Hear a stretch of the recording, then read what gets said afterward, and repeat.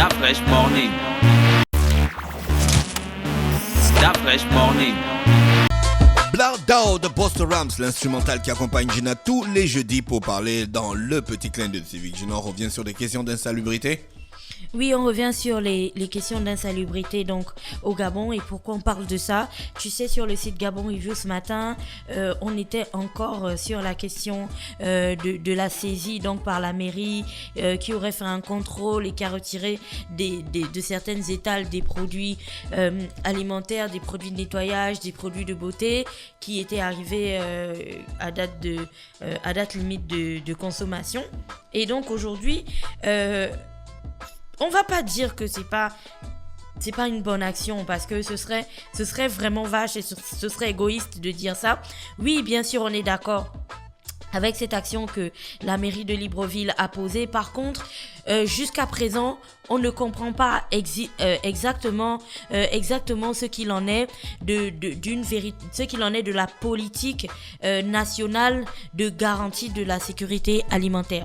C'est que chaque jour, quand vous vous levez de chez vous et que vous avez un plat qui vous arrive à midi, quand vous déjeunez le matin et que quelqu'un vous apporte un plat ou vous fait livrer quelque chose à manger, à chaque fois que nous circulons et que nous achetons une boisson, un bissap ou je sais pas quoi d'autre et que nous buvons ça, à chaque fois que là, en étant en train de participer à un petit apéro avec des amis, on se dit, bon écoutez, on va manger un poulet du village à la braise là qu'on va acheter dans la zone d'Akanda et tout ça. On compte sur quoi? On compte sur quoi véritablement dans le pays où on se dit qu'en vérité, quand on achète ça et qu'on commence à le manger, on compte sur le fait que derrière ce poulet, en fait, il y ait des Gabonais qui, mais tous les jours se lèvent et travaillent à ce que quand le poulet là arrive sur notre table, on le mange en toute quiétude parce qu'on peut être sûr que derrière, il y a des gars qui assurent nos arrières. Et ça, en fait, je pense que non. Aujourd'hui, on devrait tous avoir peur à chaque fois que l'on mange quelque chose. Parce qu'il n'y a personne qui assure nos arrières. Pourquoi je dis ça? Ces derniers temps, et d'ailleurs, je vais lancer ça aujourd'hui. Ces derniers temps, vous avez remarqué sur les réseaux sociaux que chacun publiait une photo de sa cafette ou du gars qui fait les Nike chez lui et ainsi de suite. On va, tu sais, il y avait la campagne dénonce ton porc et tout ça en Europe et aux États-Unis. Nous, on va lancer la campagne dénonce ton dos tourné ou présente ton gâteau Niker, je sais pas, un truc dans le genre. On va trouver le bon hashtag. Peut-être que si vous voyez les photos de ce que les gens vivent au quotidien, vous allez un petit peu prendre ça au sérieux. Parce que une cuisine d'une cafétéria où chaque jour, si vous comptez le nombre de spaghettis viande qui sont vendus au Gabon, ça va vous donner le tournis. Donc une cuisine de cafétéria où il n'y a même pas d'eau courante, où les récipients dans lesquels on prépare la nourriture, je sais pas, les seaux et tout, dans lesquels on met la viande sont littéralement rouillés, où il n'y a même pas de carreaux. Pourquoi est-ce qu'on privilégie les carreaux? Il y a l'amiante sur les murs. Voilà, pourquoi est-ce qu'on privilégie les carreaux? Parce que les carreaux sont faciles à nettoyer et surtout dès que tu as passé du désinfectant, tu vois le pchit avec le javel, tu es au moins sûr que tu peux éliminer le maximum de bactéries, peut-être pas la totalité mais le maximum. Tu as des cafettes où on essaie de recouvrir en fait toute la crasse et toute l'horreur avec de la peinture qui au fil du temps, entre les éclaboussures d'huile, les chaleurs et puis l'humidité et tout ça, tu vois comment la peinture développe déjà des choses qui ne sont même pas intéressantes et je suis sûr que même chez vous, vous ne pouvez pas autoriser qu'une chose pareille continue de proliférer. Mais dans les cafés, ça existe. Et puis tu as, comme disait Dafresh, vous savez, ces petits champignons verts et tout ça qui se développent sur les murs. Mais ça n'émeut personne. Mais chaque jour, il y a des personnes qui préparent dans ces conditions. Chaque jour, il y a des gens qui reviennent et qui remettent du poulet sur des grilles qu'on ne lave jamais. On pose ça là et puis on remet du poulet encore et encore. Qui veille au dosage de je ne sais pas, de bouillon aromatisé et de sel qu'il y a dans la nourriture que nous mangeons tous les jours? Il y a personne. Mais ça, aujourd'hui, on en parle depuis je ne sais pas combien de temps. On parle de contrôle intempestif. J'ai envie de demander à la mairie de Libreville et j'ai envie de demander à l'AGASA, donc l'agence gabonaise d'Afresh, c'est encore La sécurité l'Agence alimentaire. gabonaise de la sécurité alimentaire, c'est ça? Je crois. Voilà, oui.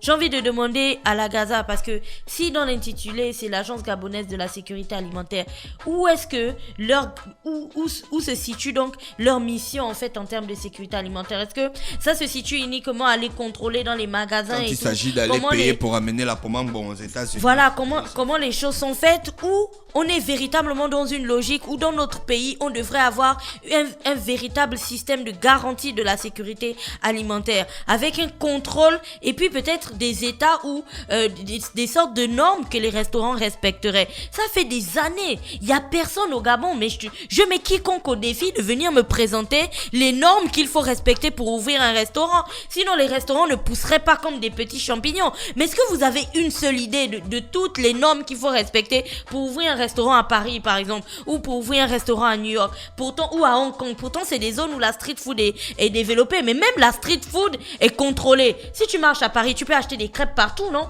Tu marches là et puis tu achètes des crêpes. Mais tu n'as pas remarqué que même le gars qui fait les crêpes, vous allez me dire, ouais, mais c'est normal, c'est l'Europe. Non, ça n'a rien à voir. Ça a à voir avec une question de sécurité alimentaire. C'est que aujourd'hui, quand on dit que lorsque tu transportes le poulet de chez le grossiste jusqu'à ton magasin, il ne faut pas du tout briser la chaîne de froid. Tu dois le transporter dans un camion réfrigéré et ainsi de suite. Et puis ensuite, l'enlever de là, le mettre dans un placard réfrigéré qui aurait telle température et ainsi de suite. C'est parce qu'on sait qu'en deçà de ça, si tu n'as pas respecté ces normes-là, le produit en question devient impropre à la consommation. Mais chaque jour, il y a des Gabonais qui mangent des choses qui ne sont pas bonnes pour leur santé. Je vous entends d'ici, oui Gina, le noir ne meurt pas avec la saleté. Mais c'est des bêtises.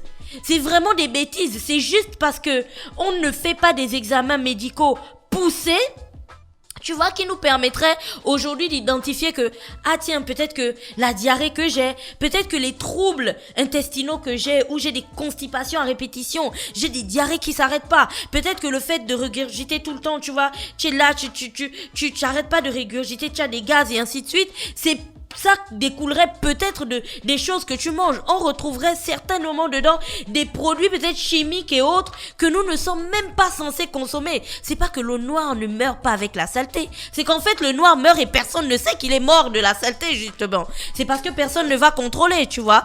Or aujourd'hui il est important, mais c'est décisif quoi. Si on a envie d'arriver, on se rapproche petit à petit de 2023. Alors l'émergence de 2023, ça passe aussi par ça, par la garantie que chaque chose qui se retrouve dans l'assiette d'un Gabonais soit propre à la consommation. Chaque chose qui se retrouve dans l'assiette d'un Gabonais a été contrôlée au préalable. C'est que comme on dit de la fourche à la fourchette, tu vois, de quand c'était au champ là-bas, on a contrôlé que l'agriculteur n'a pas mis des produits, des pesticides et autres qui n'étaient pas bonnes. Que quand c'est arrivé au restaurant, quand le gars a transporté, tu vois, il a respecté la manière de transporter ça. Quand c'est arrivé au restaurant, ben la personne qui a cuisiné aussi, elle a respecté certaines normes. Et toi, quand tu manges vraiment en te disant que tout le long, on t'a respecté en tant que consommateur. Vous savez que depuis hier, on parle de ces droits des consommateurs. C'est aussi tout ça.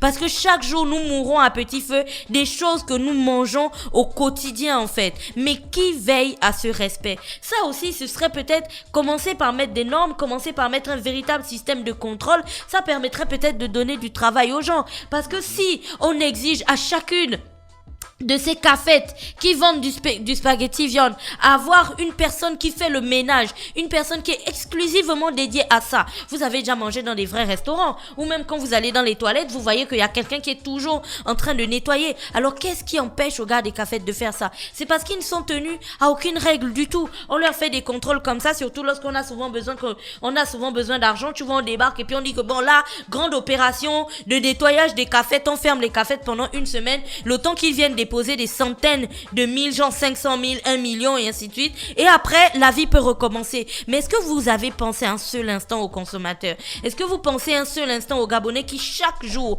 mangent ces merdes? Parce que c'est véritablement ça. Entre les Nike et la nourriture qu'il y a dans les cafettes, ça n'a rien de bon pour la santé des Gabonais. On peut très bien garantir aux Gabonais de la nourriture ou alors une alimentation sécurisée et même à petit prix. Il s'agit de véritablement mettre mettre des normes et de les respecter. C'est que si on dit au CAFED que non, c'est à partir d'aujourd'hui, c'est comme ça que vous allez fonctionner, on doit être exigeant avec nous-mêmes. C'est parce qu'on n'est pas exigeant et parce qu'on est un monde qui est rempli de corruption. Ou bon, moi, même si ma cafette ne ressemble à rien, du moment que je glisse 500 000 au contrôleur d'Afresh, il ne reviendra plus me voir. Non, on ne Gina, doit pas. Je ne suis pas un contrôleur corrompu. Arrête de prendre les exemples sur moi. On ne doit plus jamais autoriser ce genre de choses. Vous avez peut-être l'impression que j'exagère, mais croyez-moi, je suis certaine que dans nos familles, il y a plusieurs personnes qui aujourd'hui ont contracté des pathologies qu'elles auraient pu éviter si seulement. Et seulement si il y avait des Gabonais qui faisaient leur travail. C'est que si vous êtes censé faire le contrôle et la surveillance de ce genre de choses, faites-le. Parce que vous ne savez pas en fait le nombre de personnes qui consomment ça au quotidien. Et demain, on va revenir sur cette question d'occupation illégale du domaine public et notamment avec le PK12 et la mairie de Libreville. Voilà, c'était la très nerveuse Gina ce matin sur les 104.5 pour le petit clin d'œil civique dans le D'Afresh Morning. On se retrouve juste derrière. D'Afresh Morning.